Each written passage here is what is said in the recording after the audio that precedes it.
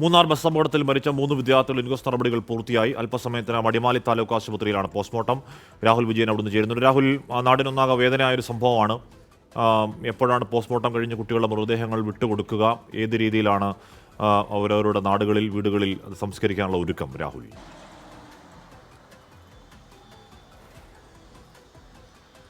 ഹാഷ്മി, ഉച്ചയ്ക്ക് ശേഷം പോസ്റ്റ്മോർട്ടം നടപടികൾ പൂർത്തിയാക്കി 3 പേരുടെയും മൃതദേഹങ്ങൾ ബന്ധുക്കൾക്ക് വിട്ടു നൽകും എന്നുള്ളതാണ് മനസ്സിലാക്കുന്നത്. തമിഴ്നാട്ടിലെ നാഗർകോയിലിലേക്ക് കൊണ്ടുപോകുന്നതിനുള്ള സജ്ജീകരണങ്ങൾ ജില്ലാ ഭരണകൂടം തന്നെ ഒരുക്കും എന്നുള്ള കാര്യം കൂടി ഈ ഘട്ടത്തിൽ മനസ്സിലാകുന്നുണ്ട്.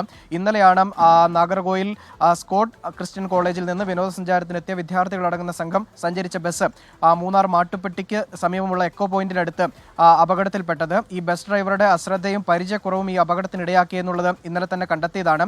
ബസ് ഓടിച്ചിരുന്ന തമിഴ്നാട് സ്വദേശി വിനേഷിനെ പോലീസ് കസ്റ്റഡിയിലെടുക്കുകയും ചെയ്തിട്ടുണ്ട്.